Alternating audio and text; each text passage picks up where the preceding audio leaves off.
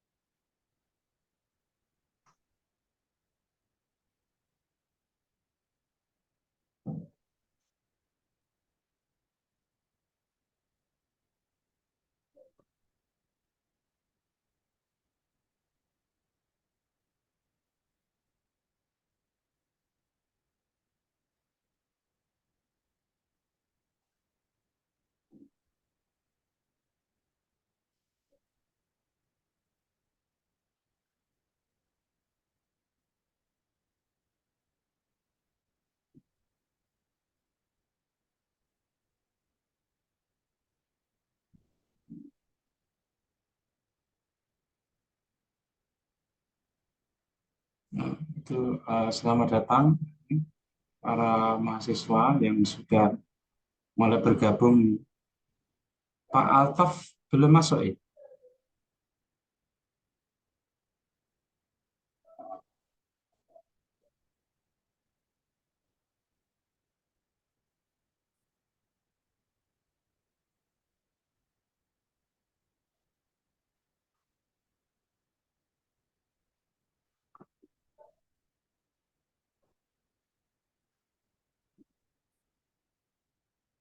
Halo, Assalamualaikum, Pak Altaf.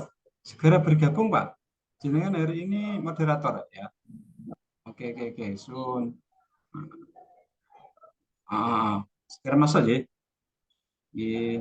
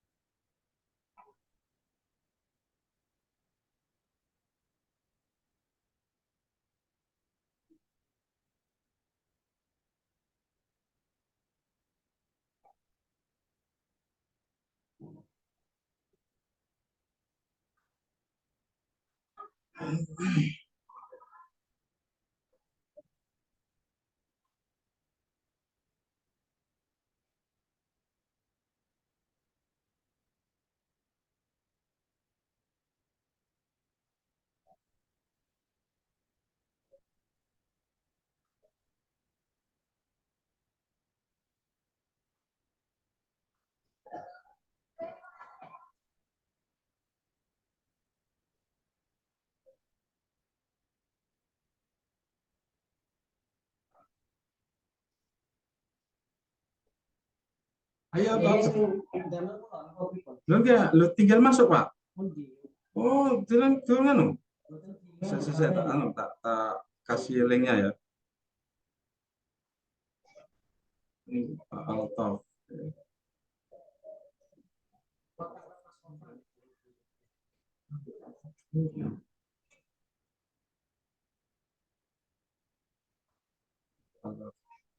Ya, ya masuk, Pak. Oke, oke.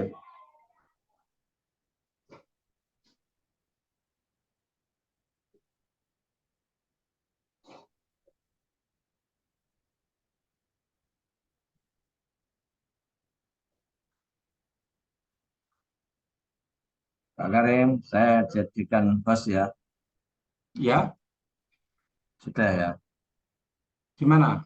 Ya, ya, langsung anu, mulai aja. Ya belum, baru 4. Pak Altaf belum masuk. Tadi baru baru ini, baru datang, baru selesai ngajar. sebentar akan ini. Ini ada backgroundnya ya, saya kirim sih. Backgroundnya ini yang bagus ini.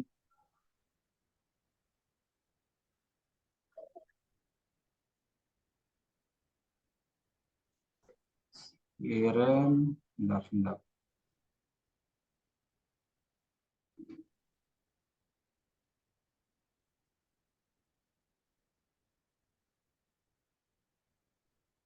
Backgroundnya ya.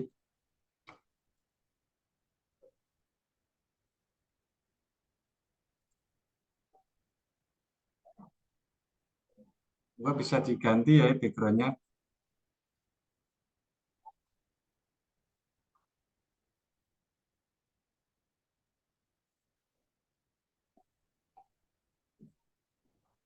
Ya, backgroundnya bisa diganti ya. Seperti ini. Kita kirim.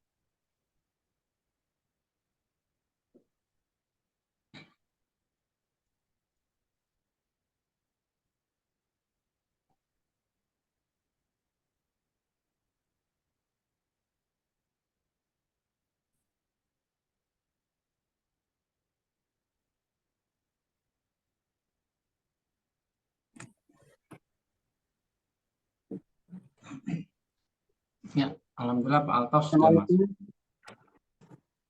Halo Pak Altaf, how are you Oke, today? Pak. Alhamdulillah. Sakit dimulai nopo tasih menunggu, Pak? Menunggu instruksi Pak Dekan ini. Kalau Pak Dekan oke ya. Ini sudah berapa yang masuk? Masuk baru 10 ya. Nanti kalau sudah Memang 15. masalahnya ada banyak yang belum selesai kuliah. Ini pada izinan pada telat nanti masuknya. Ini sudah mulai bertambah.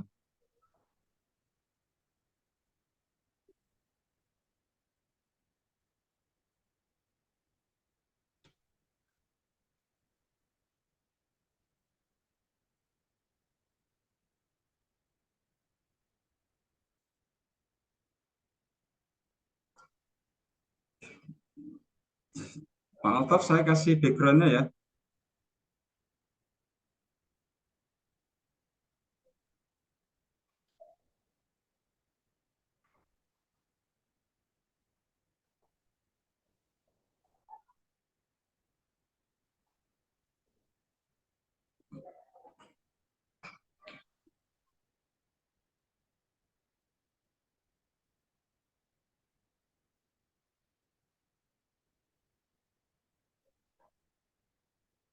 Monggo bisa mulai.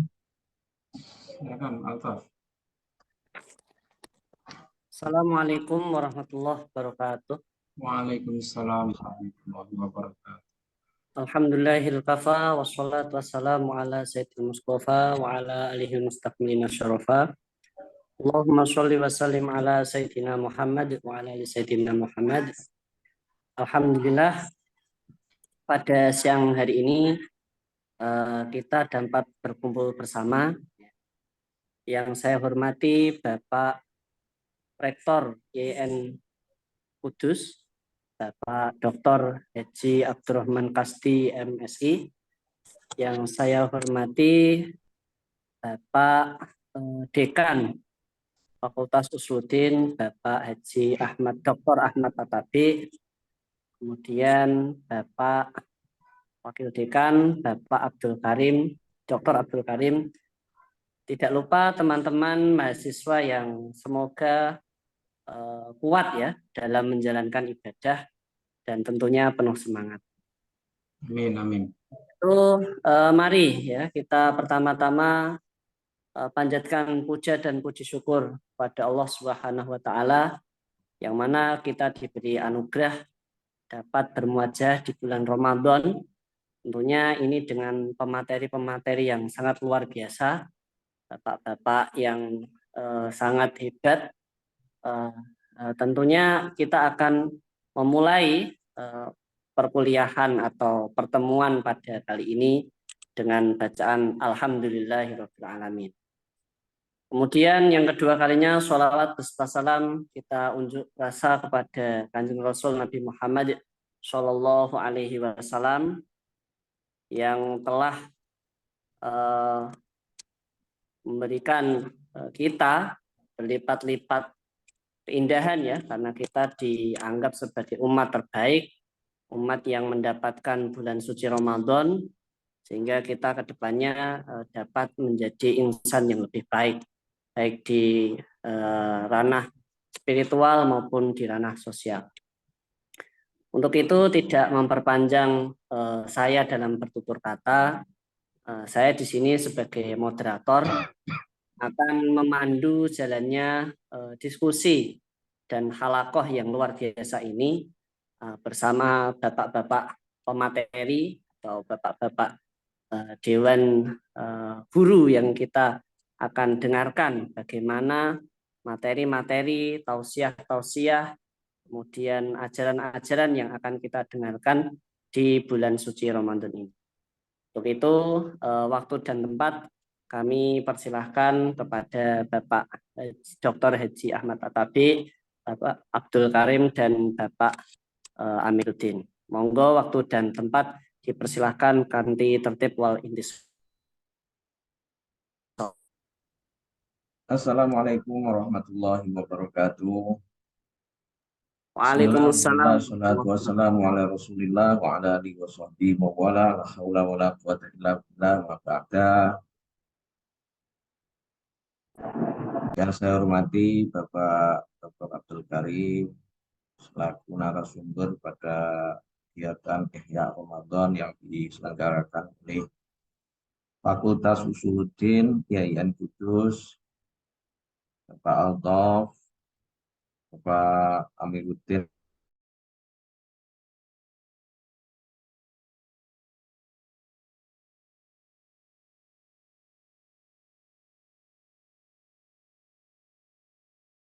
diberikan nikmat oleh Allah Subhanahu wa Ta'ala bisa masuk di bulan Ramadan ini.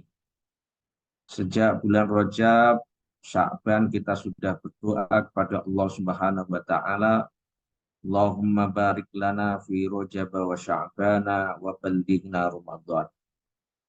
Berarti doa-doa kita selama Rajab dan selama bulan Sya'ban,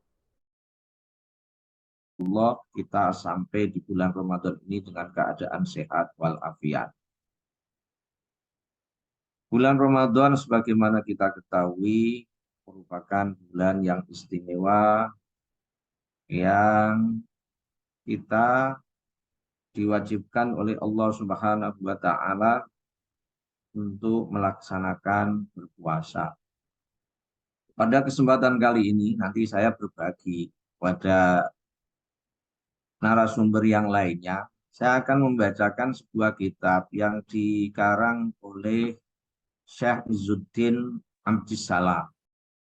Mungkin kita pernah mendengar Syekh Izzuddin Abdissalam ini. Dia seorang ulama besar yang berada di Mesir pada zamannya. Kalau kita pernah mendengar Sultanul Aulia, itu adalah Syekh Abdul Qadir Al-Jailani, maka dalam tataran kumpulan para ulama itu juga ada Sultan Ulama, yaitu Syekh Izzuddin Abdussalam.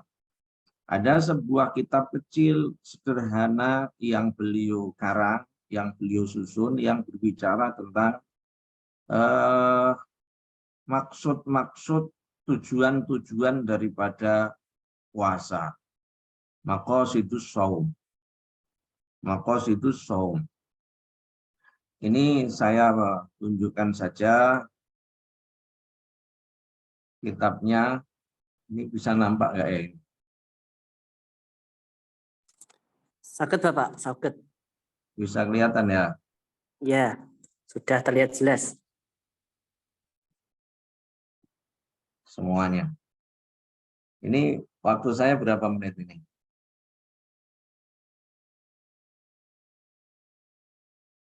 Ya, ada kitab yang sangat sederhana. Namanya Maqasidus Shaum karya Sultanul Ulama. Jadi mungkin para mahasiswa ini ada yang belum tahu. Sultanul Aulia. Jadi tadi saya sampaikan ada Sultanul Aulia, ada Sultanul Ulama. Al-Izz Abdus Salam atau yang sering disebut dengan Syekh Izzuddin Abdus Salam. Ini kitab sederhana yang beliau sampaikan kepada kita semuanya yang berkaitan dengan tujuan-tujuan daripada puasa. Beliau memberi pendahuluan, ini manuskripnya ada seperti ini. Beliau memberikan pendahuluan dalam kitab ini, Maqasidus Shaum, ini langsung kepada hal ihwal tanpa memperpanjang qaddimah. Bismillahirrahmanirrahim. Wassallallahu ala sayyidina Muhammadin. Nah, ini hanya sedikit saja tanpa alhamdulillah, tapi mulai dari wassallallahu ala sayyidina Muhammadin wa ala alihi. Jadi para ulama ini ada beberapa pendapat ketika memulai menyampaikan sesuatu, ada yang dimulai dengan alhamdulillah, ada yang mulai dengan sallallahu ala sayyidina Muhammad. Termasuk Gus Baha ini kalau kita mendengar, beliau itu tidak mulai dengan alhamdulillah, tapi memulai dengan sallallahu ala sayyidina Muhammad wa ala ali sayyidina Muhammad atau bacaan sholawat yang lainnya. Ini juga dulu pernah dilakukan oleh Syekh Izzuddin Abdus Salam. Dalam kitab ini beliau membagi ada 10 pasal. Yang pasal pertama berkaitan dengan dalil-dalil wajibnya puasa. Sebagaimana kita ketahui bahwa dalil wajibnya puasa yaitu ya ayyuhalladzina amanu kutiba alaikumusiyam kama kutiba alal ladzina min qablikum la'allakum tattaqun. Beliau juga memberikan makna. Apa makna la'allakum tattaqun? La'allakum tattaquna an-nar bisawbihi, supaya kita semuanya, kalian semuanya ini takut pada neraka, maka dengan melaksanakan puasa. Fa inna shaumahu sababun li ghufranid dzunubi al-mujibati linnar. Karena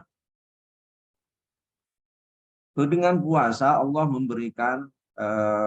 memberikan ampunan. Ini sebagaimana juga sering kita dengar man shoma ramadhana imanan wa ihtisaban ghufira lahu ma taqaddama min dzambi. Padahal dosa itu pada hakikatnya mengarahkan seseorang kepada neraka. Maka dengan takut akan siksa neraka kita berpuasa, kemudian juga Allah memberikan ampunan bagi orang yang menjalankan puasa itu.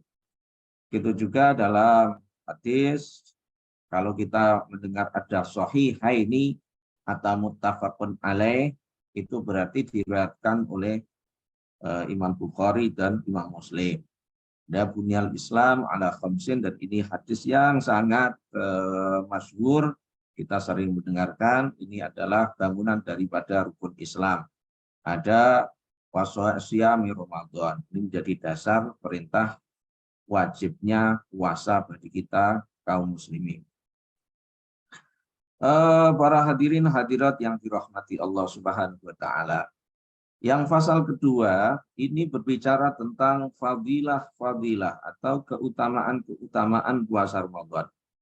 Li shaumi fawaid, raf'ud darajati, wa takfirul khati'ati, wa kasrus syahawati, wa takfirus shadaqati, wa tawfirut ta'ati, wa syukru alimil khafiyati, wal insijaru an khawatiril ma'asi wal mukhalafati.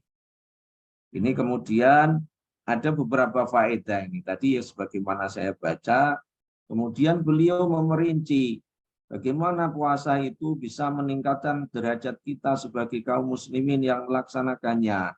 Ini didasarkan oleh dawuh Kanjeng Nabi Muhammad SAW, idza jaa ramadhanu futihat abwabul jannah wa ghulliqat al abwabul annar wa suffidatis syayatin. Hadis ini bagaimana bisa menunjukkan raf'ud darajat. Ini ada keterangannya di sini bahwa yang dimaksud dengan futihat abwabul jannah, ketika puasa Ramadan datang, maka pintu-pintu surga ini dibuka lebar-lebar. Ini karena kaum muslimin menjalankan puasa, dan ketika menjalankan puasa, ketaatan-ketaatan kepada Allah Subhanahu wa taala lebih dikedepankan daripada menjalankan maksiat atau meninggalkan perintah Allah Subhanahu wa taala. Dan biasanya kalau datang bulan Ramadan, orang berpuasa ini juga bisa menghancurkan syahwat kita, nafsu kita. Karena pada hakikatnya yang namanya puasa itu secara bahasa al-imsaku. Al-imsak itu berarti menahan diri. Istilahan al-imsaku minal akli wasyurbi wasyahawati min tulu'il fajri ila ghurubis syamsi. Jadi ketika kita bisa menahan dari makan dan minum dan serta juga syahwat, maka itu seakan-akan pintu-pintu surga dibuka kepada kita semuanya. Karena dalam hadis qudsi juga disampaikan bahwa hambaku ini lebih mementingkan perintahku daripada syahwatnya makan, syahwatnya minum, syahwat-syahwat nafsu yang lainnya. Maka aku ganjar, aku masukkan dalam surga-surgaku yang ada pintu diantaranya untuk orang yang menjalankan puasa, namanya pintu Ar-Rayyan. Pintu yang khusus diperuntukkan oleh Allah Subhanahu wa taala diperuntukkan Allah kepada orang-orang puasa yang disebut dengan pintu Rayyan. Kemudian wa ghulliqat abwabun nar. Ya, ketika orang yang berpuasa lebih mementingkan perintah Allah, rela tidak makan, rela tidak minum. Kemudian juga bisikan-bisikan setan untuk orang yang puasa tidak mempan lagi, maka di situ neraka ditutup, dan juga para setan-setan yang biasanya membisiki orang, memberikan godaan-godaan yang halus kepada hati seseorang, maka seakan-akan itu terbelenggu, tidak bisa menggoda lagi.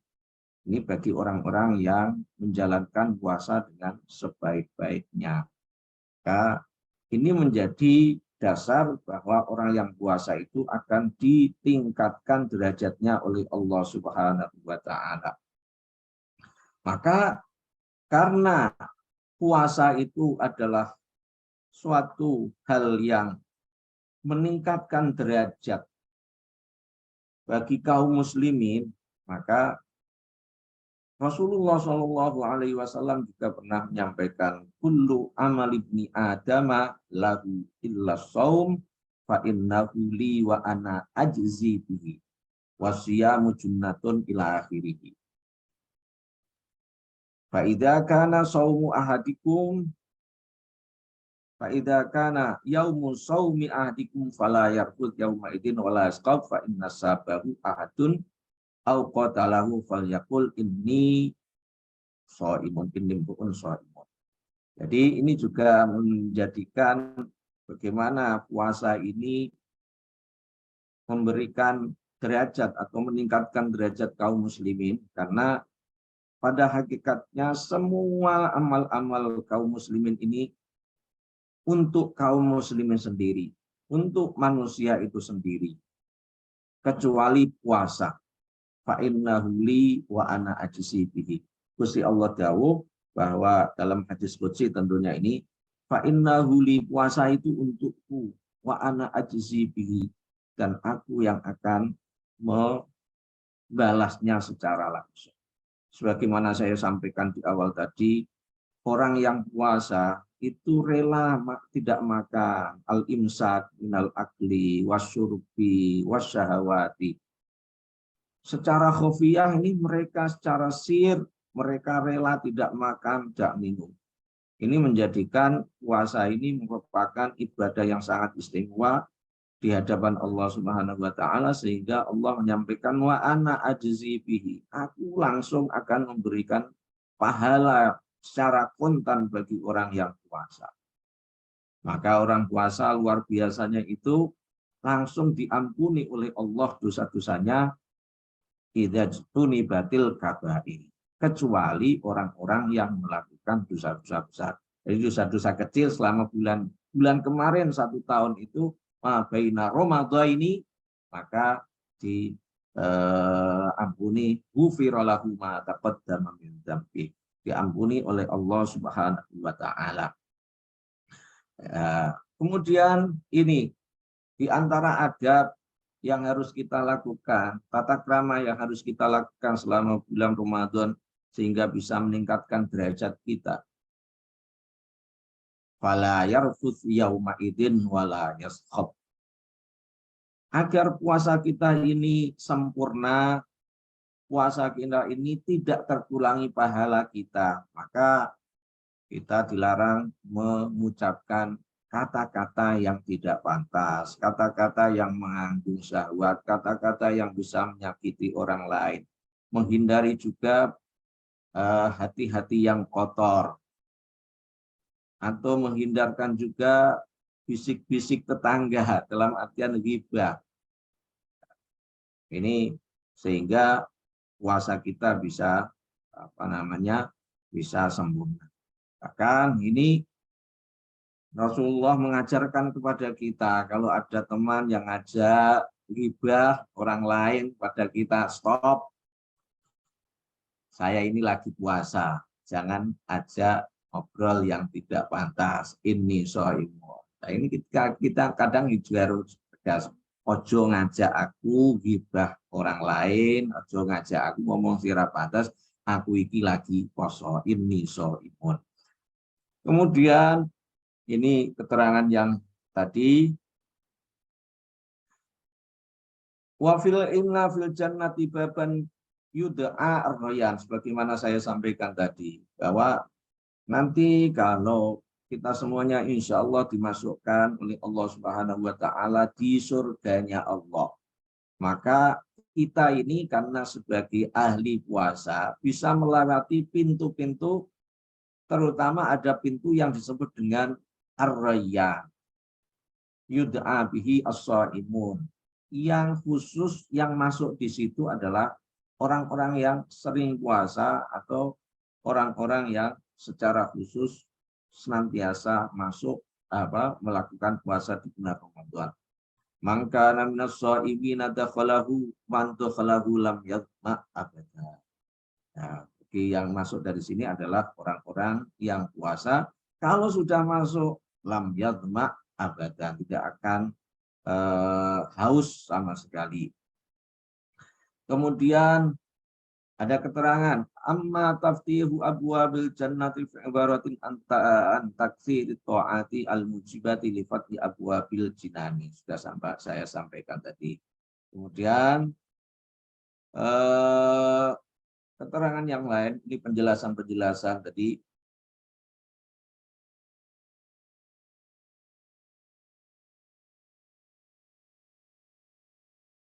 Wa amma takfirul khoti'at, di antara faedah berpuasa itu adalah bisa melebur kesalahan-kesalahan kita.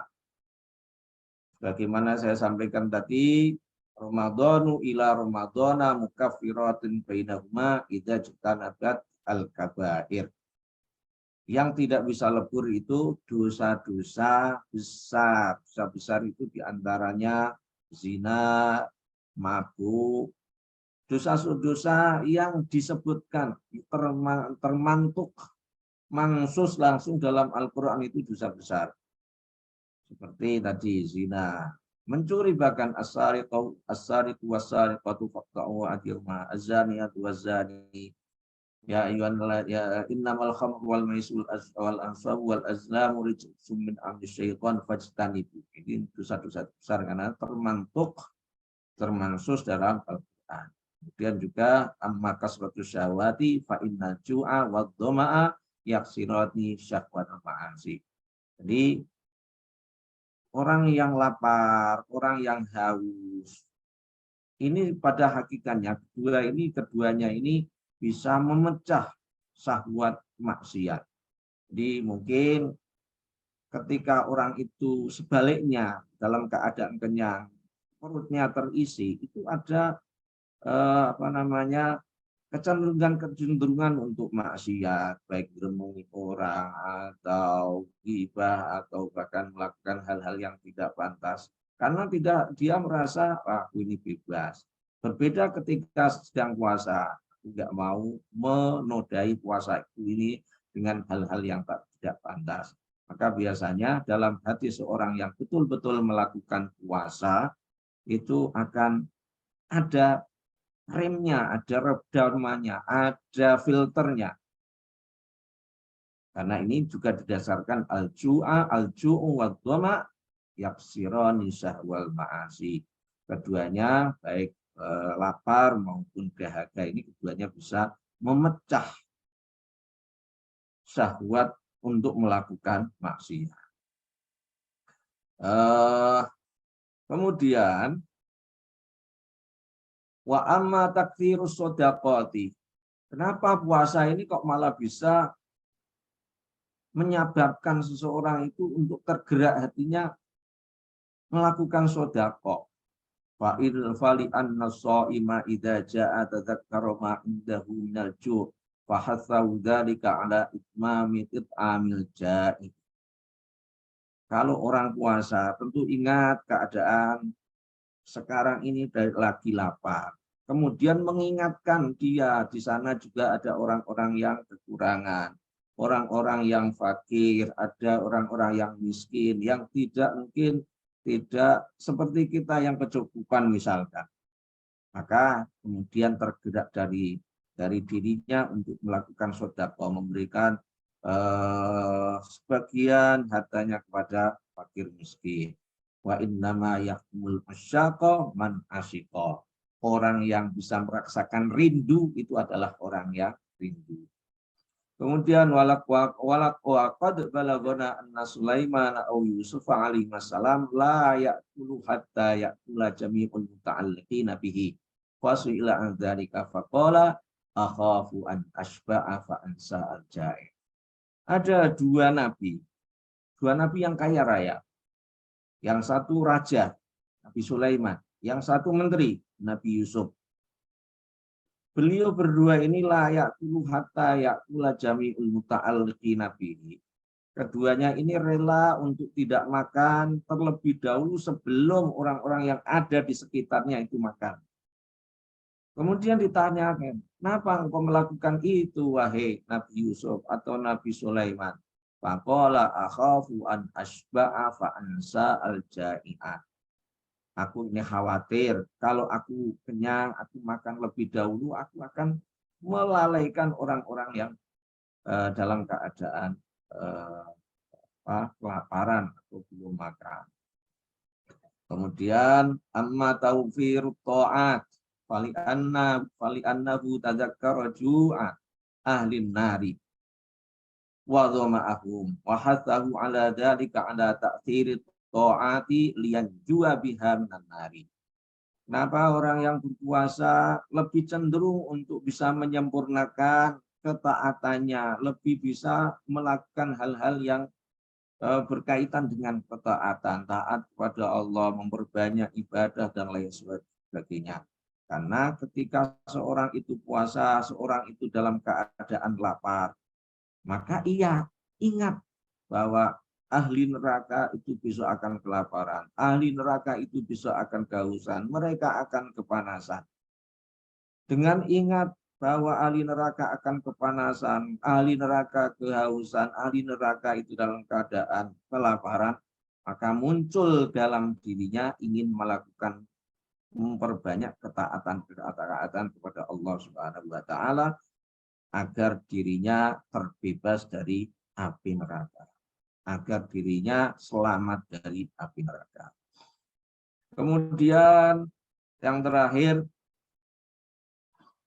wa amal inzijaru an khawatiril ma'asi wal mukhalafati fali anna nafsa idza syabi'at tomahat ilal ma'asi wa tasawwafat ilal mukhalafati wa idza ja'at wa dhami'at tasawwa ilal mat'umati wal masyubati wa tumuhun nafsi ilal munajati wastighalha khairun min tasawwufiha ilal ma'asi. Ini yang terakhir yang bisa saya sampaikan, masih banyak sebenarnya, tapi karena saya harus bagi dengan yang lainnya, bahwa orang puasa ini bisa meninggalkan pada kecenderungan-kecenderungan maksiat, kecenderungan-kecenderungan yang menyimpang dari syariat. Karena jiwa ini pada hakikatnya, nafs jiwa, ketika dalam keadaan sebagaimana sudah saya sampaikan tadi, jiwa ini kalau sudah kenyang, ini kecenderungannya itu pada maksiat. Jiwa, perut, termasuk ini. Kalau sudah kenyang, setidaknya ini malas, setidaknya kemudian juga ada kecenderungan-kecenderungan kepada kemaksiatan. Karena pada hakikatnya setan itu yajri majrad dam, bahwa setan itu ada kecenderungan setan itu bisa berjalan di pori-pori darah atau di nadi-nadi darah manusia. Dan cara untuk mengekangnya atau mengeluarkannya dari nadi kita, dari peredaran darah kita, itu dengan cara mengosongkan perut atau dengan cara berpuasa. Sehingga sebagaimana tadi, sebaliknya kalau perut ini dari kosong, kemudian ingat kepada siksa neraka, kemudian ingin melakukan taat-taat kepada Allah Subhanahu wa Ta'ala, ini bisa menyebabkan adanya peningkatan ketakwaan kita kepada Allah Subhanahu wa Ta'ala. Itu yang bisa saya sampaikan pada kesempatan kali ini. Wallahu a'lam bishawab wal afu minkum. Assalamualaikum warahmatullahi wabarakatuh. Waalaikumsalam warahmatullahi wabarakatuh.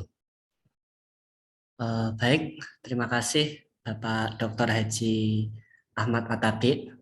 Luar biasa sekali terkait materi yang disampaikan, yaitu Maqasidus Shaum yang disampaikan melalui kitab Syekh Izzuddin Abdissalam terkait puasa, bahwa puasa ini sangat luar biasa baik dari segi tujuannya maupun fadilahnya, yang tentunya kita semua akan menjadi orang yang la'allakum tattaqun.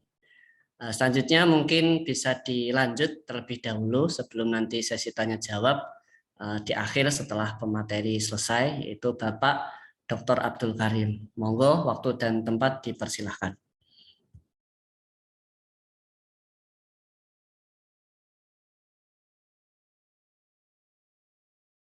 Assalamualaikum warahmatullahi wabarakatuh. Waalaikumsalam warahmatullahi wabarakatuh. Bismillahirrahmanirrahim. Alhamdulillahirabbil alamin. Wassalatu wassalamu ala asyrofil anbiya'i wal mursalin sayyidina wa habibina wa maulana Muhammadin wa ala alihi wa ashabihi ajma'in, amma ba'd. Yang saya hormati Bapak Dekan Fakultas Usuluddin, sekaligus narasumber yang pertama tadi yang telah menyampaikan berbagai hal berkaitan dengan puasa, langsung merujuk ke kitabnya Syekh Ulama, ya, Sultan Ulama, yang menarik sekali. Kemudian Bapak Ibu dosen serta para mahasiswa semua yang bergabung dalam kegiatan Ihya Ramadan. Alhamdulillah, pertama-tama kita panjatkan puji syukur kehadirat Allah Subhanahu wa Ta'ala yang telah memberikan kepada kita berbagai macam nikmat, ya, nikmat iman, nikmat Islam, serta nikmat sehat wal afiat, sehingga kita bisa berjumpa dalam kegiatan Ihya Ramadan ini. Alhamdulillah. Ini caranya nampak enggak ini Pak? Ini saya kok hilang. Ini nampak Pak, cuman belum di slideshow. Sebentar. Ya, masih terlihat. Mungkin bisa nampak setengah. diulangi ya, hanya setengah saja. Bisa ini enggak? Bisa ada yang membantu saya secara ini? Ini ada kendala ini. Ini kotak besar itu loh dipetek. Kotak besar yang mana ini? Ini. Kok jadi kecil ini gimana ini? Ada yang bisa bantu ini saya untuk mengkondisikan? Mungkin filenya bisa dikirim dulu di Zoom. Oh, astagfirullah. Apanya ini? Bingung ini. Nggak Nah, ini kelihatan. sudah mulai Sudah nampak tinggal ya? di slideshow, Pak. Slideshow Oke. Gimana? di slideshow di pojok ini sudah belum ya? Sudah, Nah, ini sudah cukup. sudah kelihatan? Sudah, sampun. Baik, Sudah dimulai. Alhamdulillah. Ini sampai apa yang mau saya sampaikan sampai lupa. Ya, sebelum saya menyampaikan ini kalau Pak Yai Atabik ini kan memang sudah ini ya sudah familiar ya dengan kajian-kajian kitab karena beliau itu kiai ya, pesantren ya, sekolahnya kitab. Nah, kalau saya ini ya pengen versi yang agak berbeda ini. Ya, saya menampilkan ini PowerPoint saja. Tapi ini adalah sebenarnya hasil dari salah satu penelitian yang pernah saya lakukan. Ini ya. Saya coba merekonstruksi makna as-shaum atau siam dalam Al-Quran, dan ini merupakan kritik sosial terhadap hegemoni kaum kapitalis di bulan suci Ramadan. Nampaknya judulnya serem ya. Pak Fatah udah kelihatan tersenyum-senyum. Saya ini mau menyampaikan dari mana juga sebenarnya was-was ini ya. Tetapi ini berangkat dari satu fenomena ya. Kalau kita melihat berbagai definisi yang sudah dipaparkan oleh berbagai ulama fikih ya di dalam bab puasa, tentu tadi sudah kita dengarkan ya, asyam ay al-imsak ya. Puasa itu intinya itu adalah mengekang, mengendalikan diri kan gitu ya. Jadi ibadah dengan cara menahan diri kita minal akli wasyurbi, ya, dari makan dan juga dari minum, dan juga dari syahwat tadi sudah dipaparkan oleh Pak Yai tadi ya, Pak Yai Atabik, dan juga menahan diri dari segala perbuatan yang membatalkan puasa ya, minal fajri ila syuruqi syams, atau sampai terbenamnya matahari atau maghrib. Nah, ini sebenarnya satu definisi yang sudah sangat kita kenal ya. Kalau secara syar'i ya, dalam tataran kajian fikih tentu kita paham bahwa puasa itu adalah menahan diri dari berbagai hal yang menyebabkan ini ya, menahan diri dari berbagai hal yang membatalkan ibadah puasa, minal akli wasyurbi dan sebagainya, dari mulai fajar sampai maghrib. Nah, esensi itu kan pengendalian diri puasa itu ya, al-imsak ya, dari segala keinginan hawa nafsu yang tentu sesungguhnya itu dapat merugikan dan menjadikan seseorang itu ya bisa tertimpa satu penderitaan baik secara konteks individu maupun sosial ketika kita nggak mampu mengendalikan diri, nggak mampu mengendalikan nafsu kita ya, maka bisa yang terjadi adalah kita terjebak kepada satu persoalan-persoalan yang dilarang oleh Allah Subhanahu wa Ta'ala.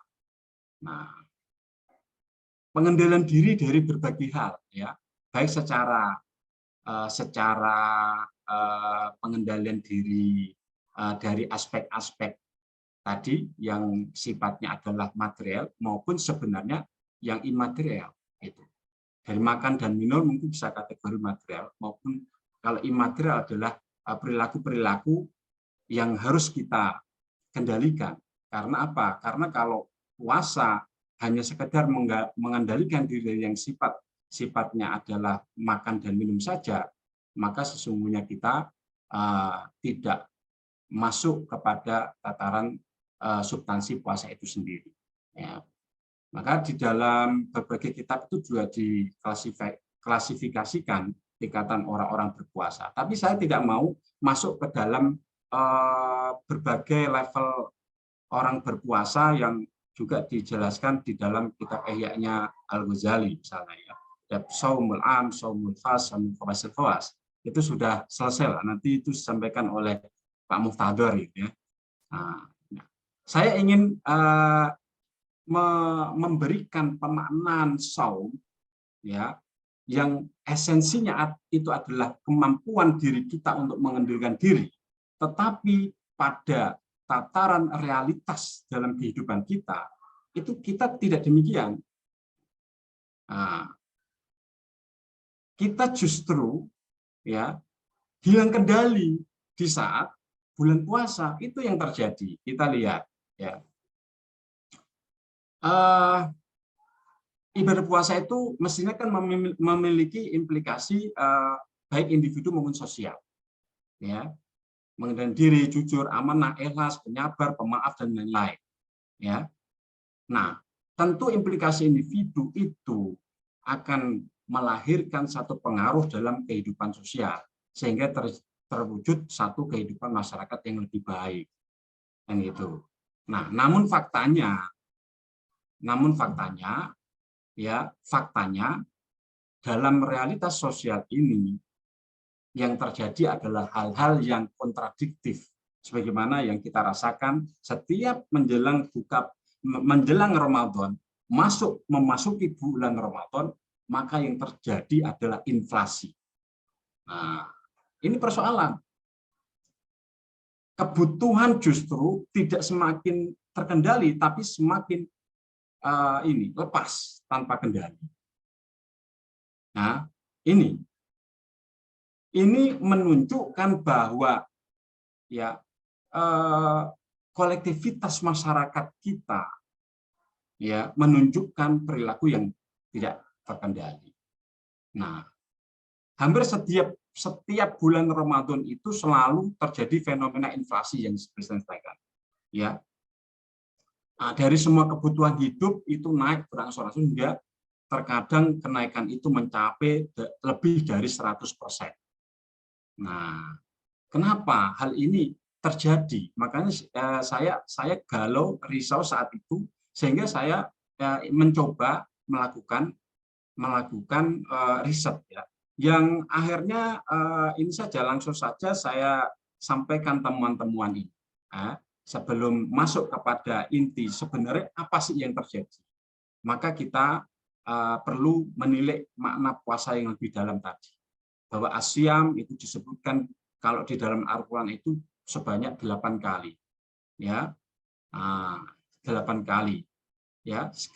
Kemudian kata saum, ya, memberikan makna menahan diri untuk tidak berbicara, itu ada di Quran surah Maryam ayat 26, dan kemudian di berbagai surat Al-Baqarah ayat 84, itu artinya berpuasa. Nah, as-saum adalah imsak, yaitu ibadah dengan cara menahan diri dari makanan, kemudian itu didefinisikan oleh para ulama fikih. Nah, ini mestinya ibadah puasa itu tentu harus memiliki impact terhadap apa yang impact terhadap orang yang melakukan ibadah puasa. Namun kenyataannya seperti yang kita lihat, fenomena ketika datang bulan puasa itu selalu mengalami satu persoalan-persoalan yang banyak hal yang tidak bisa kita kendalikan. Kebutuhan kita yang justru semakin meningkat ya. Nah, ini berdasarkan hasil wawancara ini ya. Jadi justru ketika bulan Ramadan ya dibanding bulan-bulan yang lain itu meningkat 50 sampai 80%. Nah, ini ya kebutuhannya. Bahkan ada yang sampai 100% peningkatan dalam kehidupan kebutuhannya. Padahal semestinya kalau kita mau jujur, puasa mestinya kan lebih hemat. Makannya hanya 2 kali. Ya. Makanya waktu sahur dan waktu berbuka. Tetapi kenapa justru ketika masuk bulan puasa itu kebutuhan malah semakin meningkat. Kenapa? Karena kita sebagai orang Muslim yang melaksanakan ibadah puasa justru mengontrol hawa nafsu ketika di siang hari, tetapi selebihnya itu kita tidak mau mengontrol, tidak bisa mengendalikan diri kita, sehingga ya justru kontraproduktif terhadap apa yang menjadi tujuan puasa itu sendiri. Nah, ini. Nah, intinya bahwa dengan demikian mestinya kita mau mengembalikan, ya, kita harus kembali kepada makna saum, makna asyam, yaitu mengendalikan diri kita. Pengendalian diri tidak hanya minal akli wasyurbi, dan juga dari segala perilaku yang dapat menyebabkan menyebabkan batalnya puasa kita, tetapi juga kita harus mampu mengendalikan diri dari keinginan-keinginan ya individu maupun sosial yang justru kontraproduktif terhadap apa yang kita lakukan, ya, beribadah puasa. Mestinya kita mampu mengendalikan diri kita dan mampu melakukan satu pengelolaan, ya, secara baik, ya, sehingga kita termasuk orang-orang yang sebagaimana tujuan dari ibadah puasa itu adalah la'allakum tattaqun.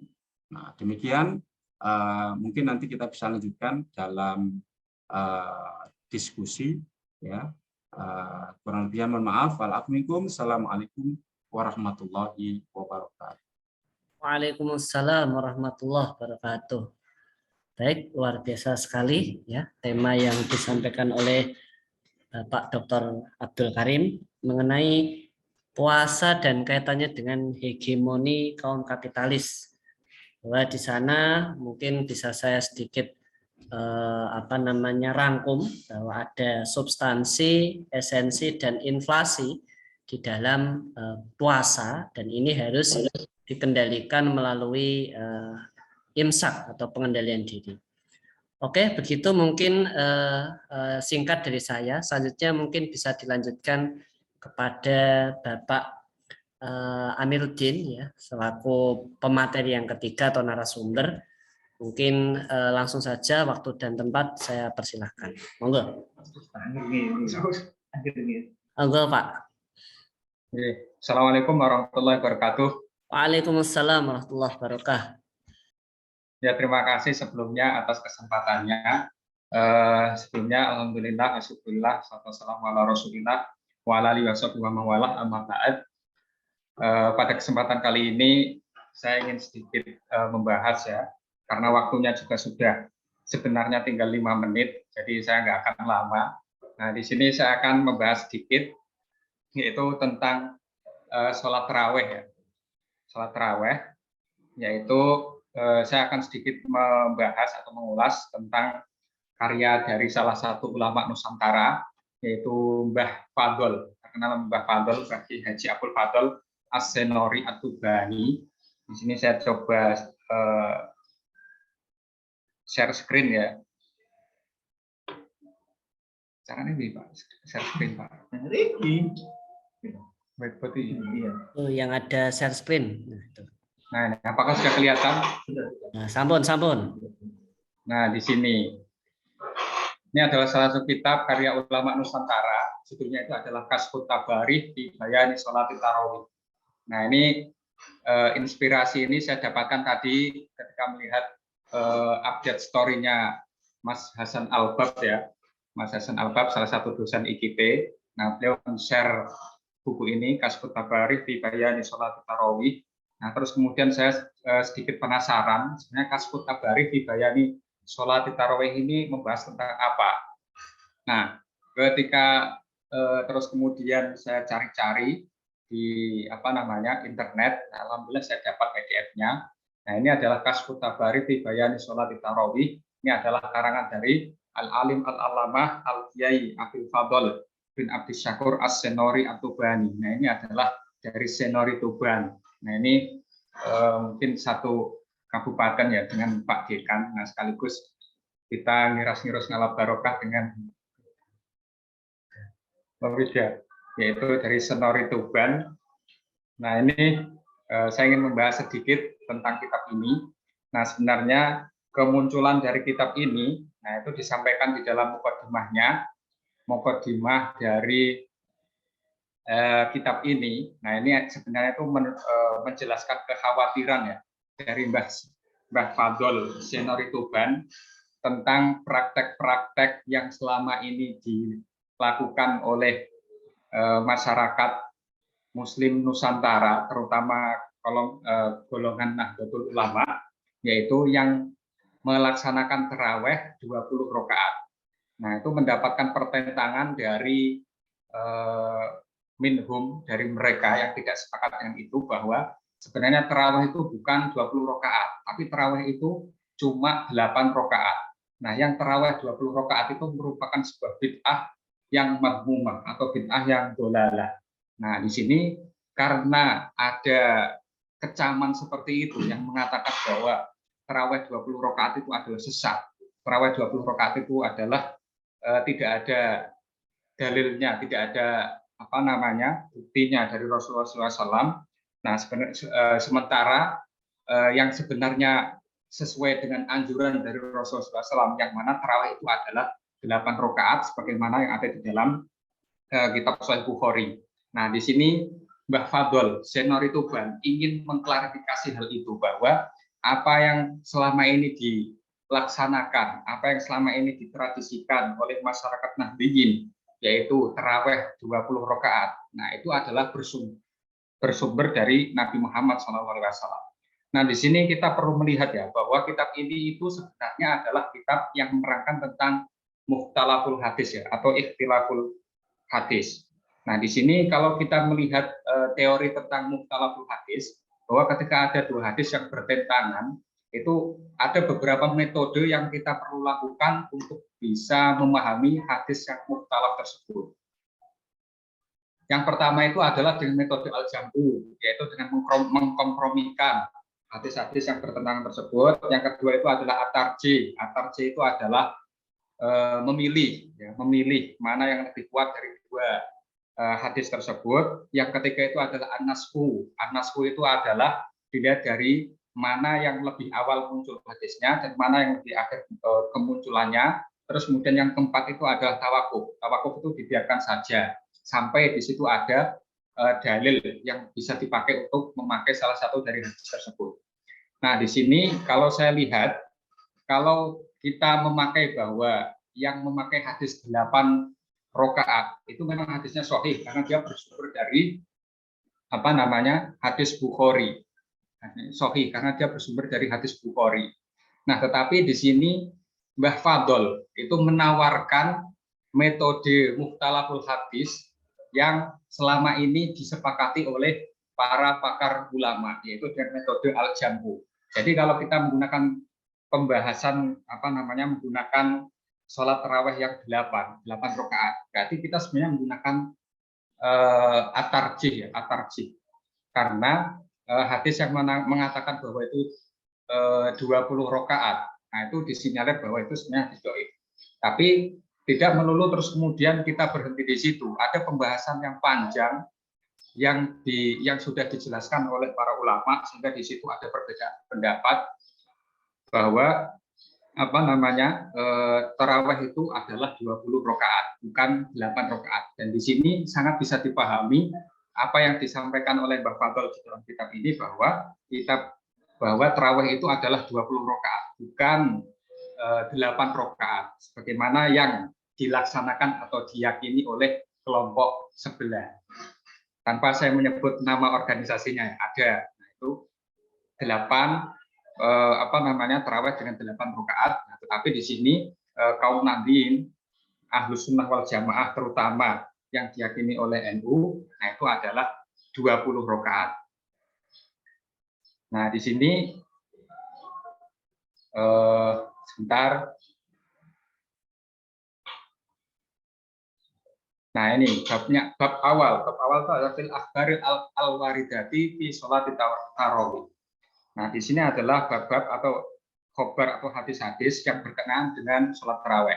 Nah, ini hadis-hadisnya standar ya, sebagaimana tadi yang dijelaskan oleh pemateri-pemateri sebelumnya tentang hadis-hadisnya. Tapi hadis di sini menerangkan tentang hadis sholat yang ada di dalam bulan Ramadan. Salah satu hadisnya itu adalah man qoma Ramadan imanan wa ihtisaban ghufira lahu ma taqaddama min dzambi, bahwa di sini menerangkan bahwa barang siapa yang beribadah sholat yang menghidupkan Ramadan dengan iman, yaitu dan juga dengan mengharap ridho Allah, maka dia akan diampuni dosanya yang telah lalu.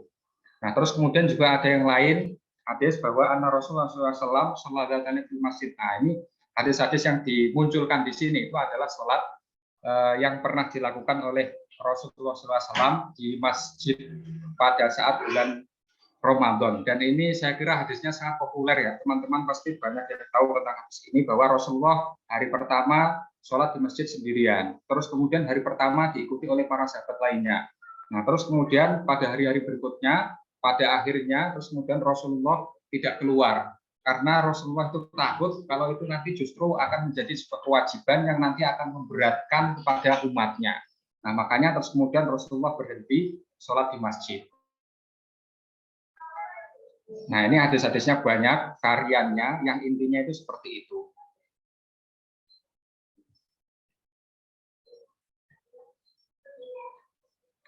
Nah, terus kemudian juga di hadis di bab berikutnya Al-Babusani fi kaifiyati sholat tarawih. Nah, di sini Mbak Fadl ingin menerangkan bahwa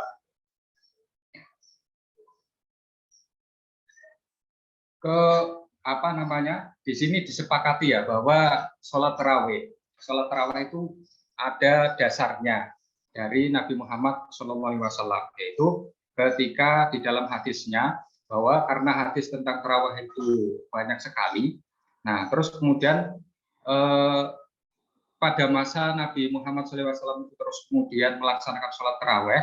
Nah, itu sholat tarawih dilaksanakan sendiri-sendiri. Tetapi ketika dipahami hadis-hadisnya dari beragam variannya, nah di sini Mbak Fadl menerangkan bahwa sebenarnya sahabat Nabi Muhammad SAW ketika sholat bersama dengan Nabi Muhammad SAW itu sebenarnya mereka tidak lantas kemudian sholat sendiri-sendiri atau sholat munfarid, karena bahasa istilahnya di dalam hadis itu auzaun mutafarriquna. Auzaun mutafarriqun itu adalah pantan-pantan, atau di situ itu berkelompok-kelompok. Jadi di situ ada jamaah, tapi jamaahnya tidak menyatu. Jamaahnya tidak menyatu. Di situ adalah kelompok-kelompok yang terpisah-pisah. Jadi satu kelompok jamaah sama ini, satu kelompok jamaah sama ini. Jadi di situ ketika kita sholat tarawih itu berjamaah, bukan terus kemudian itu tidak ada sambungannya sampai kepada Rasulullah SAW, tapi di situ ada, karena hadisnya itu seperti itu, auzaun mutafarriquna. Nah, di situ sholat jamaahnya itu tidak terus kemudian bersatu menjadi satu, tapi berpisah-pisah. Tetapi itu masih dalam koridor sholat jamaah. Jadi ketika kita sholat tarawih berjamaah itu masih ada sanadnya sampai kepada Rasulullah SAW. Nah, terus kemudian pada masa Umar radhiyallahu an, nah itu terus kemudian di dalam salah satu hadisnya itu Umar berkata bahwa nikmal bid'atu hadihi. Nah, hadihi itu maksudnya adalah sholat tarawih. Nah, itu bukan terus kemudian Umar itu melakukan bid'ah. Tapi di sini yang dilaksanakan Umar itu hanyalah menyatukan jemaah menjadi dalam satu imam. Yang awalnya itu imam jemaah itu berkelompok-kelompok diimami oleh banyak orang. Nah, terus kemudian pada masa Umar ini disatukan menjadi satu dan imamnya itu menjadi satu. kan, menjadi satu.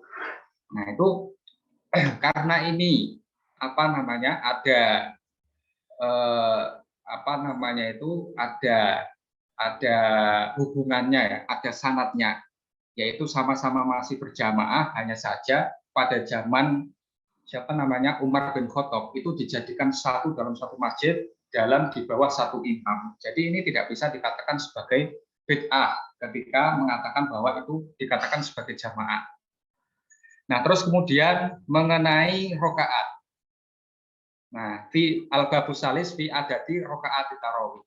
Nah, di dalam tentang rokaat salat tarawih. Nah, di sini yang menjadi kekhawatiran ya, yang menjadi kerisauan dari Mbah Fadl bahwa orang yang sholat 20 rakaat itu terus kemudian dikatakan bahwa mereka itu sedang melakukan bid'ah madmumah atau bid'ah dhalalah. Padahal di dalam hadisnya, nah di sini dijelaskan dari Mbah Fadl ya, bahwa ada sebuah hadis yang diriwayatkan oleh Ibnu Abi Syaibah wal Baihaqi fi Sunanihi an Ibnu Abbasin, karena Nabi sallallahu alaihi wasallam yusolli fi Ramadhana bi isrina raka'atan wal witri. Nah, bahwa Nabi sallallahu alaihi wasallam itu di dalam Ramadan itu sholat 20 rakaat ditambah dengan witir. Dan juga wa marwahu Ibnu Hibban an Jabirin shalla bina Rasulullah sallallahu alaihi wasallam fi Ramadhana samani raka'atin tsumma autara. Falamma kanatil qabilatu istama'na fil masjidi wa rajawna ayyahruja ilaina hatta asbahna tsumma dakhalna faqulna ya Rasulullah al-hadisa. Nah, ini hadisnya berarti panjang ya. Nah, ini dipotong sampai segini. Nah, di sini ada dua hadis yang bertentangan. Yang pertama itu adalah hadis yang diriwayatkan oleh Ibnu Abbas yang mengatakan bahwa Ramadan itu 20 rakaat ditambah dengan witir. Nah, sementara yang diriwayatkan oleh Ibnu Hibban, nah bahwa hadis bahwa Rasulullah SAW itu sholat di Ramadan itu 8 rakaat, summa autara ditambah witir. Nah, di sini Mbah Abu Fadl ingin mengklarifikasi bahwa apa yang dijelaskan oleh hadis yang kedua, yaitu Rasulullah SAW itu sholat 8 rakaat ditambah dengan witir. Itu sebenarnya bisa jadi di situ ada kesalahan persepsi. Bukan berarti bahwa apa yang diriwayatkan itu salah, bukan, tapi kesalahan persepsi. Karena di dalam hadis-hadis yang lain, nah nanti di bawah nanti Mbah Abu Fadl ini menghadirkan ya hadis-hadis yang lain bahwa ternyata Rasulullah SAW itu ketika sholat witir itu bisa sampai 11 rakaat, bisa sampai 13 rakaat, maksimal 15 rakaat. Nah, makanya disinyalir bahwa hadis yang kedua ini, hadis karena Nabi sholat bina Rasulullah SAW sama nirkatin semua utaro, 8 rakaat ditambah dengan witir, itu sebenarnya 8 rakaat ini adalah bagian dari witir. Semua utaro di sini itu adalah maksudnya mengganjilkan 8 rakaat ini supaya dia bisa menjadi sholat witir. Nah, di sini di dalam hadis-hadisnya yang lain Rasulullah SAW, nah di sini Mbah Fadl terus kemudian menghadirkan ya bahwa disinyalir hadis yang mengatakan bahwa sholat tarawih itu 8 rakaat itu sebenarnya bukan sholat tarawih, tetapi itu adalah sholat witir. Karena Rasulullah SAW baik itu pada bulan Ramadan atau pada bulan-bulan yang lain, Rasulullah kalau sholat witir itu antara kisaran 11, 13 sama 15, tidak sampai melebihi 15. Nah, jadi kalau ada yang mengatakan bahwa Ramadan sholat tarawih itu sebenarnya adalah 8 rakaat, nah itu sebenarnya bukan sholat tarawih, tapi di situ adalah sholat witir. Nah, sholat yang sampai 8 rakaat, nah terus kemudian diganjilkan supaya itu menjadi sholat witir. Nah, ini adalah pembelaan dari Mbah Fadl bahwa umat Islam, terutama yang Ahlus Sunnah wal Jamaah ala nahdiyin, model-model yang rakaatnya 20 rakaat itu tidak salah. Karena di samping ada dalilnya tadi yang diriwayatkan oleh Imam Baihaqi ya, dan juga Imam Ibnu Hibban. Nah, terus kemudian ketika ada pertentangan dengan hadis yang katanya 8 rakaat terus kemudian autaro itu, nah itu sebenarnya bisa dipahami dengan pemahaman yang lain bahwa hadis yang mengatakan bahwa Nabi Muhammad SAW 8 rakaat di dalam Ramadan terus kemudian ditambah witir, itu sebenarnya ada keseluruhan dari sholat witir. Karena Nabi Muhammad SAW ketika witir itu, baik itu di dalam Ramadan atau di luar Ramadan, itu adalah antara 11 atau 13 atau 15. Nah, ini adalah pembelaan dari Mbah Fadl yang mengatakan bahwa 20 rakaat itu adalah bid'ah. Nah, bukan seperti itu. Bahwa itu ada dalilnya dari Rasulullah SAW. Nah, ini metode yang dipakai oleh Mbah Fadl dalam memahami hadis yang kontradiktif itu tadi, mukhtalaful hadits, itu menggunakan al-jam'u. Sebagaimana ini yang disepakati oleh jumhur ulama fikih, bahwa ketika ada kontradiktif antara dua hadis, ya kan? Nah, itu terus kemudian yang pertama itu ada al-jam'u. Kalau al-jam'u tidak bisa, kompromi itu tidak bisa, baru terus kemudian at-tarjih. Kalau at-tarjih tidak bisa, baru kemudian an-nasakh. Kalau an-nasakh nggak bisa, terus baru kemudian tawakuf. Nah, ini yang dipraktekkan oleh Mbah Fadl di dalam kitab Kasyfut Tabarih fi Bayani Sholat Tarawih. Nah, kalau kita langsung mengambil bahwa 8 rakaat itu ada di dalam Sahih Bukhari, sementara yang lain itu tidak ada di dalam Sahih Bukhari, cuma ada di riwayat Al-Baihaqi dan juga Imam Ibnu Hibban, karena yang kuat itu adalah yang ada di Bukhari, terus kemudian yang lain disisihkan. Nah, itu tidak sesuai dengan manhaj atau metodologi yang dipakai di dalam mukhtalaful hadis. Tetapi yang harus dipakai pertama itu adalah yang dipakai itu adalah al-jam'u, kompromi, sebagaimana yang diterangkan oleh Mbah Fadl di dalam kitab ini. Itu kiranya keterangan saya pada kesempatan kali ini. Wallahu a'lam bishawab. Kalau ada yang salah, mohon maaf yang sebesar-besarnya. Itu saya kembalikan kepada moderator. Assalamualaikum warahmatullahi wabarakatuh. Waalaikumsalam warahmatullahi wabarakatuh. Baik, dari masing-masing pemateri telah menyampaikan kajiannya ya. Jadi terima kasih. Dari saya rekap kembali. Dari Pak Ahmad Atapi menyampaikan Maqasidus Shaum yang katakanlah itu kitab klasik ya, kuning klasik. Kemudian Pak Abdul Karim menyampaikan hegemoni kaum kapitalis atau istilahnya puasa dan inflasi ekonomi lah, kira-kira begitu. Jadi ini terkait dengan isu-isu sosial yang ada. Dan yang terakhir saya menyebutnya Mas ya, Mas Amiruddin ini menjelaskan tentang kitab Ulama Nusantara yang dari Tuban, Kasyfut Tabarih fi Bayani Sholat Tarawih.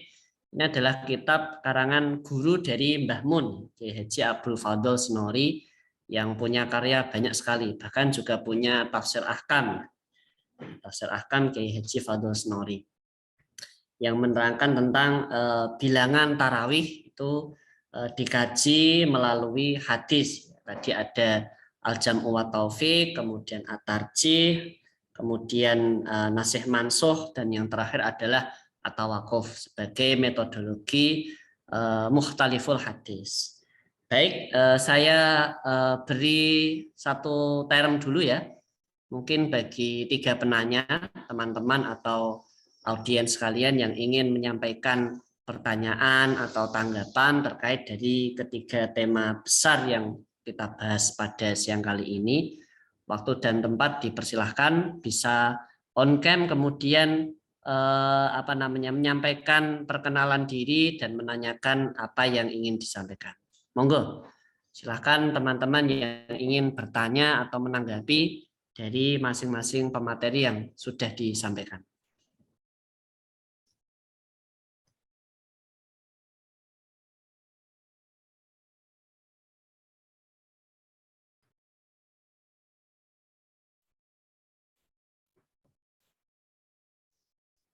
Monggo yang bertanya, kita akan dialog ya. Kalau mungkin ada yang perlu dikaji lebih dalam, tadi sudah membahas tentang isu-isu seputar puasa dan fenomena sosial yang berkaitan dengan ibadah puasa, kemudian Yang terakhir itu Pak Amir tadi menyampaikan kontroversi kaitannya dengan bilangan rakaat, ya, rakaat taraweh. Kalau saya sih berpendapat ya itu tidak usah terlalu terlalu diangkat ke permukaan, ya, karena itu sudah selesai ya rasanya. Yos, ya Pak Amir, sing 20 ya memang ada dasarnya, tadi sudah dijelaskan. Yang 8 ya ojo dong di arani juga bukan terawih ini. Nanti masing-masing akan tersulut deh. Ya wis pokoknya ana dasare kabeh. Ya, ini ada dari Mas Aflah Nur ya. Ya, Nah, silakan. ini ada Bacakan, Pak. apa namanya? Demikianlah. Mohon izin, menurut saya tingkat konsumsi selama puasa naik ya karena banyak orang berebut untuk memberikan takjil atau buka puasa secara gratis.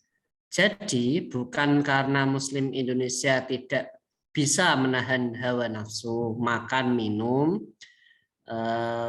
Jadi ya karena adanya fasilitas takjil atau buka gratis dan ini berimplikasi positif pada pertumbuhan ekonomi. Ini dari Mas Aflah Nur yang mungkin disampaikan kepada Pak Abdul Karim. Kira-kira itu bisa mungkin langsung ditanggapi saja ya Pak. Monggo. Wah iya, ini kena ini saya ya.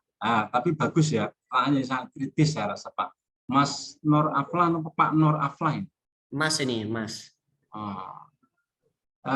Memang saya katakan bahwa tidak semua tentu persoalan-persoalan berkaitan dengan berpuasa, termasuk yang tadi dicontohkan takjil, itu mungkin hal yang positif ya.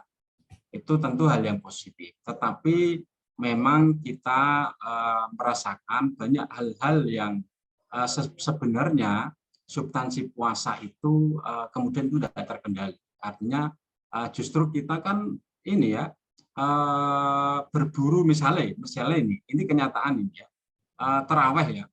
Terawih itu kalau di awal toh ya, di awal itu softnya sebagaimana pengalaman di kampung saya atau di perumahan saya sendiri, itu di awal itu sampai jamaah itu melebar di jalan raya, jalan full ya. Itu biasanya nanti trennya semakin hari itu ya semakin mengalami kemajuan, Mas. Kemajuan ini kan penyisihan. Iya, penyisihan. Dan apa yang justru yang mengalami satu pembludakan itu nanti kan di mal-mal dan lain sebagainya itu kan.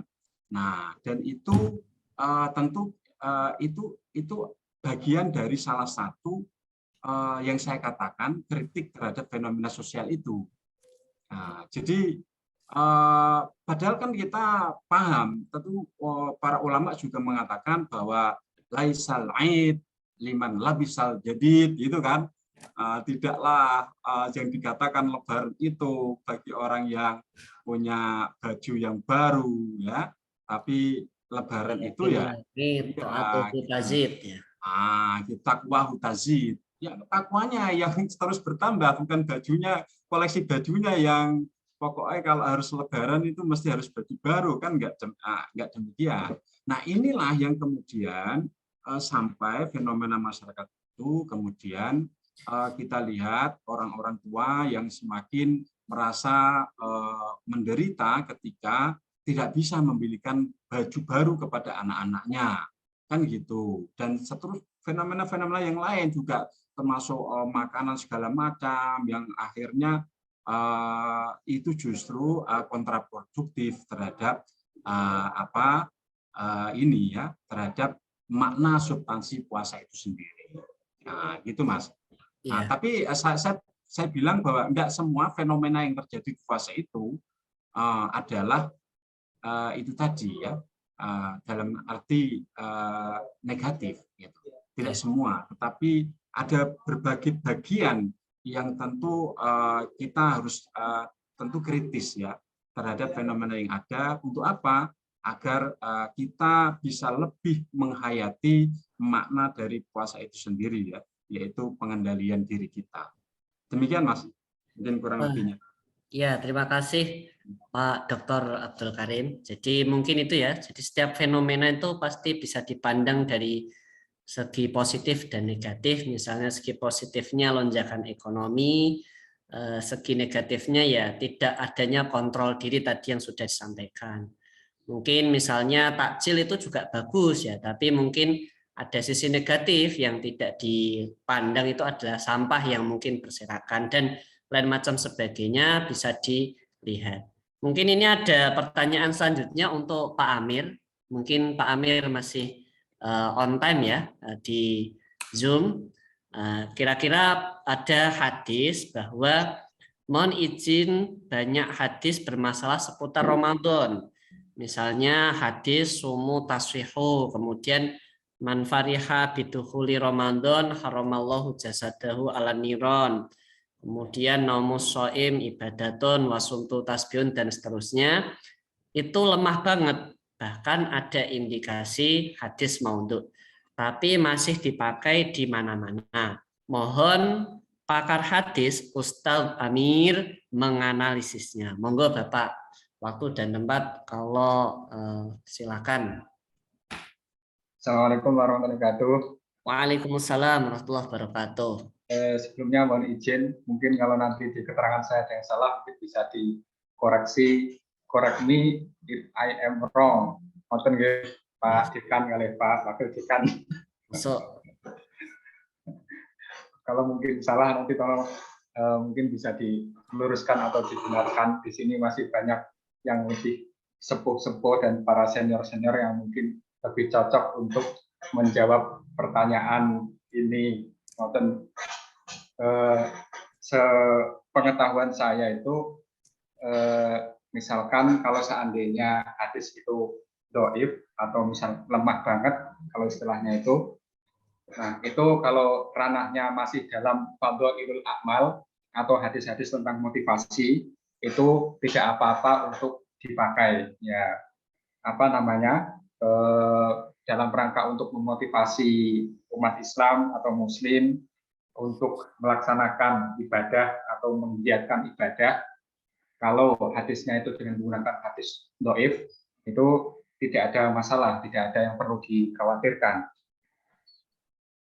Nah, terus kemudian bagaimana terus kalau seandainya hadisnya itu dhaif, bukan dhaif ya, hadisnya itu palsu atau hadis maudhu. Nah, ini yang baru problematik ya, baru problematik. Nah, ini bagaimana kalau hadisnya itu palsu? Nah, kalau seandainya hadisnya itu palsu, nah kebanyakan yang saya lihat ya, yang biasanya di share-share itu, hadis palsu itu biasanya banyak didapatkan terutama dari kitab Durratun Nasihin. Nah, itu banyak sekali hadis-hadis palsunya yang tidak ada sumbernya, la aslalahu. Nah, itu terus kemudian bagaimana? Nah, ini saya sendiri juga sebenarnya bingung. Karena Durratun Nasihin itu di samping banyak dikaji di pesantren-pesantren di Indonesia, termasuk bagi saya juga dulu itu ngaji kitab itu di setiap Ramadan. Nah, jadi saya kalau mau menyalahkan itu, saya takut suul adab nih sama para kiai-kiai dan para sesepuh ini sepuh gitu.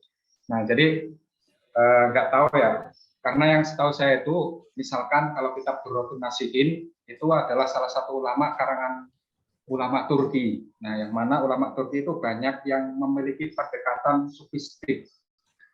Dalam tradisi keilmuannya. Nah, mungkin husnudzon dari saya, mungkin di situ ada metode tersendiri oleh para ulama-ulama sufi dalam mentashih atau dalam menganalisis hadis lah ya gitu. Karena saya pernah mendengar dari salah satu dosen saya itu mengatakan bahwa di dalam satu hadis itu yang mengecam melakukan pembohongan di dalam hadis bahwa man kadzaba alayya muta'ammidan falyatabawa maq'adahu minan nar. Nah, ini kalau dari segi pemahaman dari para ulama-ulama sufistik, nah di situ adalah man kadzaba alayya alayya. Nah, di sini menggunakan kata alayya itu adalah ketika melakukan pembohongan itu dalam rangka untuk menghancurkan Islam atau menghancurkan umat muslim. Nah, tetapi kalau di situ sifatnya itu adalah memotivasi atau sifatnya itu adalah memotivasi atau sifatnya itu adalah mendorong. Nah, itu tidak masuk di dalam kriteria hadis ini. Nah, ini di salah satu pendapat seperti itu. Tapi ini pendapat yang tidak bisa dibenarkan ya bagaimanapun juga karena hadis itu memang harus jalurnya jelas, sanadnya jelas dari kita sampai kepada Rasulullah SAW. Ini saya hanya menyampaikan persepsi dari biasanya para kalangan ulama sufistik. Nah itu, jadi kita nggak tahu apakah itu menggunakan paradigma pendekatan seperti itu atau bagaimana. Wallahu a'lam. Saya hanya berhusnuzon saja karena yaitu misalkan kitab Durratun Nasihin yang katanya banyak di dalamnya itu mengandung hadis-hadis yang palsu atau hadis-hadis yang maudhu, tapi kenyataannya banyak dikaji oleh para ulama-ulama kita di Nusantara, termasuk kiai saya juga hampir setiap Ramadan itu ngaji kitab itu. Jadi ya itu yang bisa saya sampaikan. Mungkin ada tambahan dari yang lebih pakar dari saya, mungkin Pak Abdul Karim atau Pak Dekan Pak Ahmad Attabik, monggo silakan. Oke, baik. Terima kasih jawabannya Pak Amiruddin atau Mas Amiruddin ya. Jadi tadi sudah disampaikan kalau hadis itu sifatnya dhaif masih bisa digunakan ya karena itu memang untuk fadhailul a'mal. Boleh jadi memang mungkin sanadnya lemah tapi matannya adalah matan yang sahih karena sebaik-baik hadis itu sedoif-doifnya hadis itu masih lebih baik daripada karangan kita. Tetapi kalau yang hadis maudhu itu tidak bisa ditolerin kecuali sifatnya memang memotivasi ya. Kemudian ditanggapi Pak Amiruddin ini bahwa apakah yang menulis Durratun Nasihin itu orangnya mukasyafah? Karena kok mendapatkan hadisnya demikian, terus bagaimana cara memvalidasi hadis yang mukasyafah? Ini pertanyaan dari jawaban dari Mas Aflah Nur, tanggapannya begitu. Monggo ditanggapi dulu sebelum nanti saya sampaikan pertanyaan berikutnya. Ya, terima kasih. Memang tidak semuanya hal itu di dalam keislaman itu sifatnya empiris ya, bisa divalidasi, bisa dianalisis dan sebagainya. Ada hal-hal yang itu memangnya itu sifatnya ya ketuhanan, keilahian, sifatnya wahyu atau ilham. Jadi untuk bisa melakukan validasi dan lain sebagainya itu memang susah. Jadi makanya kalau yang memang tidak bisa dibuktikan, tidak bisa tidak bisa dibuktikan ya keterhubungannya, nah itu biasanya memang sebaiknya tidak untuk disampaikan, tapi itu untuk konsumsi pribadi atau konsumsi golongan tertentu. Nah biasanya konsumsi pribadi, tapi kalau memang itu valid ya, maksudnya ada keterhubungannya bisa dibuktikan, nah itu baru kemudian bisa disebarluaskan. Tuh. Jadi kalau di dalam pembagian klasifikasi keilmuan Islam menurut Muhammad Abid Al-Jabiri ya, padahal saya sendiri juga kurang begitu menguasai, tapi kurang lebihnya seperti itu, bahwa ada di situ Bayani, Irfani. Ya. Mas, Bayani, Irfani, sama satu lagi Burhani. Ya. Nah, itu kan itu yang Irfani. Menunjukkan sudah menunjukkan dari model keislaman, keilmuan yang ada di dalam kajian Islam. Tidak semuanya terus kemudian itu bisa diempiriskan gitu. Ada hal-hal tertentu yang sifatnya esoteris yang itu memang tidak bisa diempiriskan atau itu divalidkan. Nah, seperti itu. Jadi ya Allah bisawab, balik lagi kepada masing-masing dari si individunya. Kalau yang pengarang kitab Durratun Nasihin, apakah itu termasuk wali yang bisa mukasyafah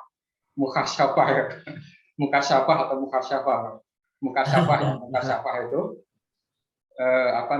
apakah itu memang seperti itu pengarang Durratun Nasihin? Saya juga alam bisawab karena saya dapat keterangan dari teman bahwa pengarang Durratun Nasihin itu sebenarnya adalah salah satu ulama Turki. Kita bisa melihat kitab-kitab hadis karangan ulama Turki itu kebanyakan memang hadis-hadisnya itu tidak banyak mengindahkan ketasbihannya, apakah itu sahih, apakah itu hasan, tapi yang penting ketika itu bisa mendorong, bisa memberikan motivasi kepada masyarakat muslim untuk bisa selalu taat, selalu mendekatkan diri kepada Allah, itu biasanya dipakai.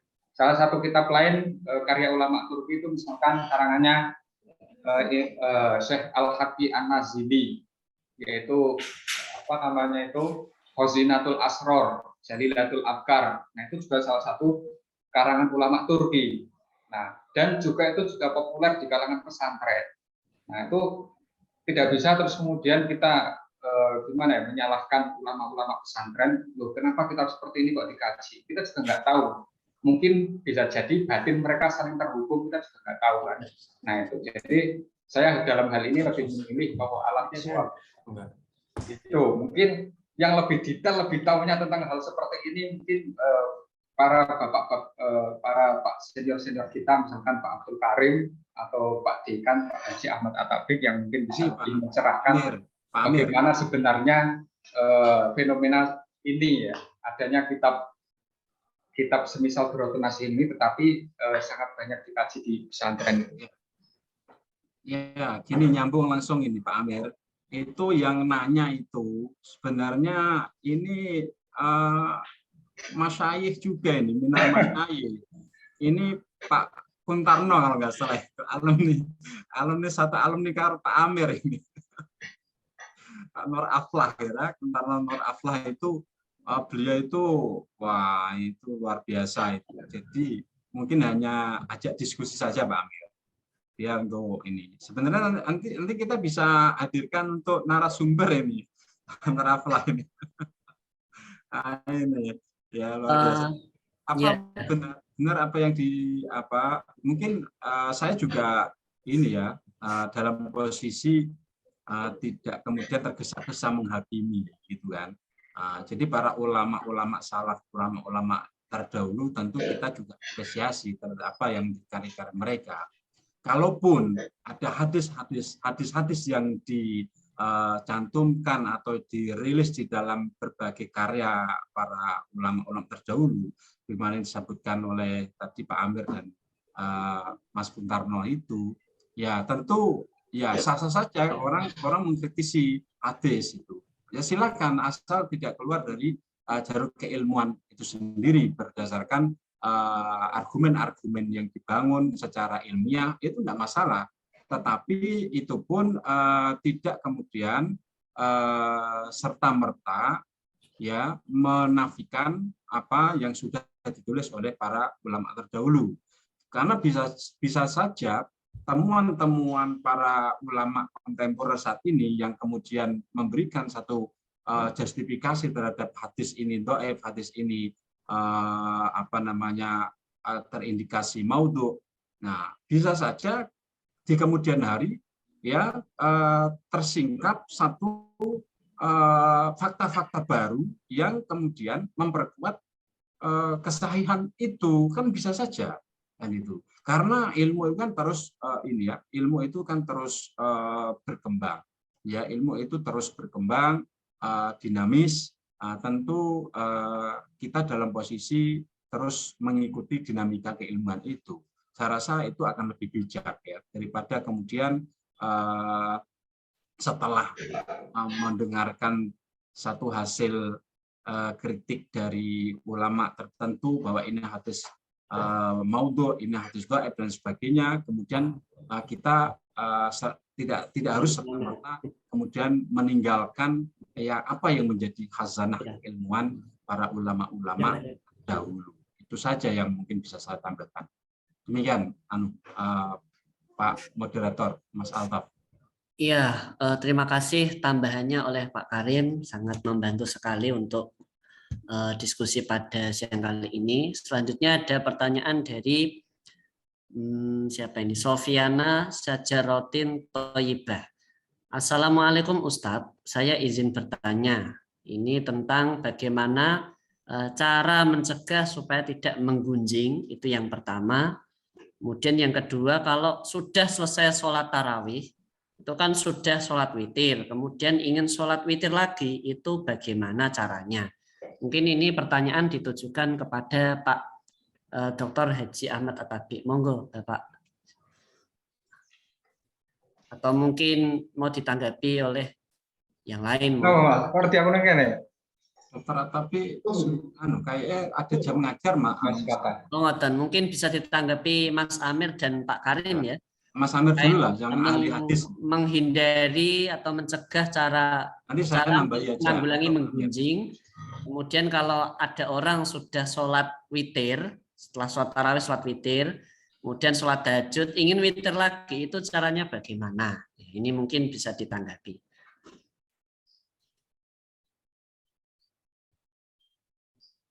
Cara menanggulangi menggunjing atau menggibah. Terima kasih. Mungkin kalau apa yang bisa disampaikan ya untuk menanggulangi menggunjing ya mungkin yang bisa dilakukan ya menyibukkan diri dengan hal-hal yang lebih bermanfaat seperti membaca Al-Quran, terus kemudian belajar dan lain sebagainya, sehingga itu bisa meminimalisir kita untuk melakukan sesuatu hal yang negatif. Kalau memang kita tidak bisa mengalokasikan untuk hal-hal yang positif, karena mungkin untuk belajar atau membaca Al-Quran itu butuh tenaga, butuh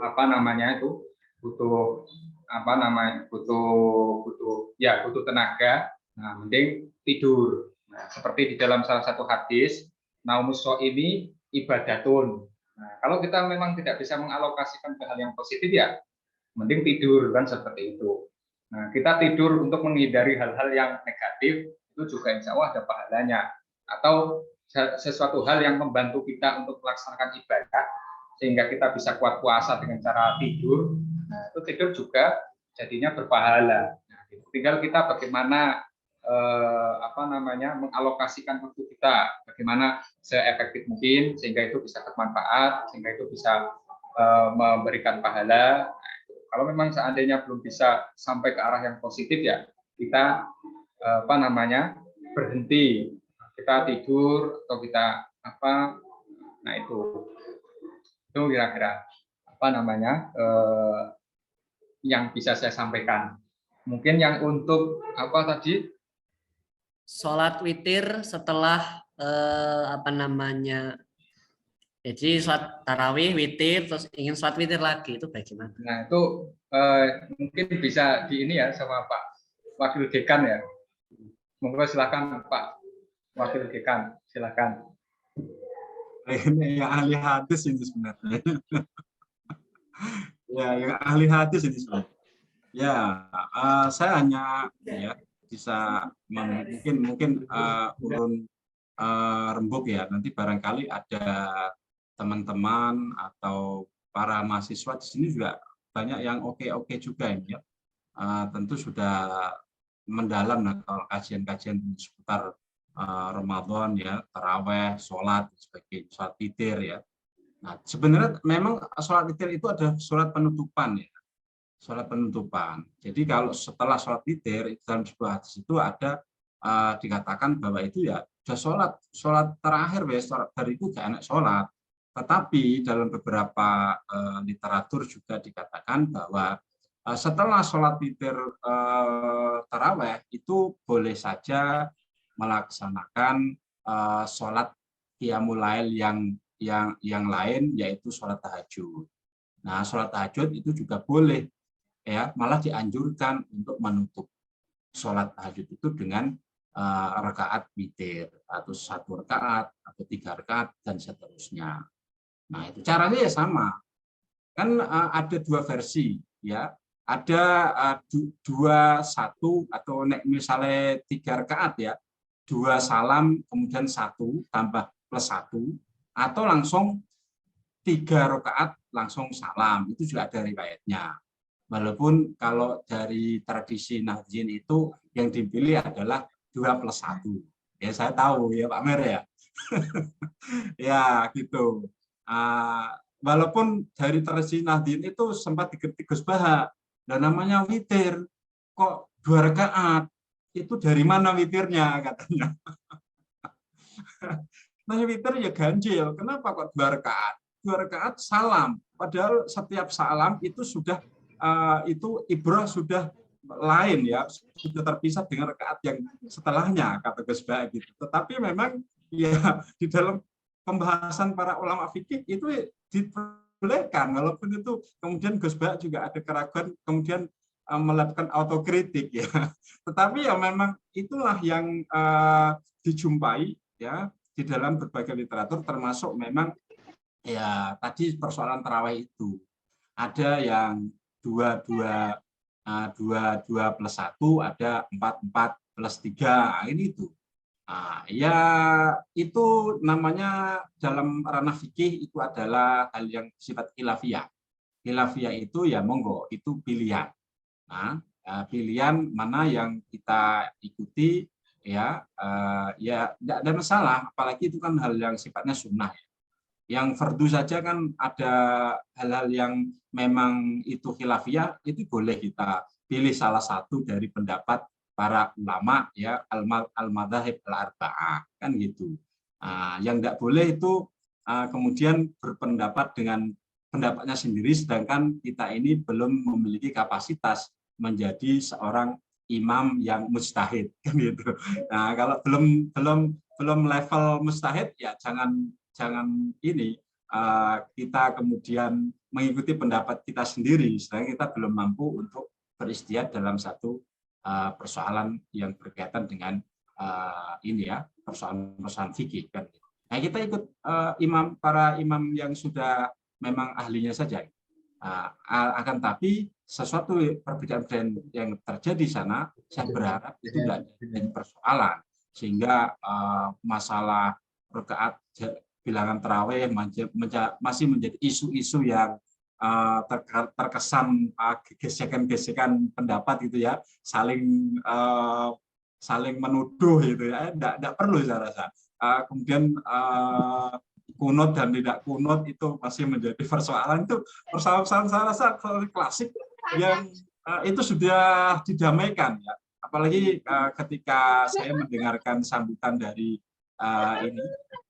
Ustadz Adi Hidayat ya, selaku mewakili Muhammadiyah itu hadir di acara PAN ya bersama Gus Yahya, itu sudah ada penjelasan yang sangat luar biasa sekali, di mana sebenarnya NU dan Muhammadiyah itu ini ya dari satu guru ya, hanya biasa ya, ini dari satu guru pemahaman berbeda, itu hal yang biasa, dan itu saya rasa tidak perlu diakar, digesterut itu menjadi pertentangan yang menjadikan gesekan di akar rumput, apalagi sampai terjadi satu perselisihan yang menyebabkan provokasi yang tidak menyebabkan kita hidup damai di antara sesama ya. Padahal sesungguhnya itu ya semua memiliki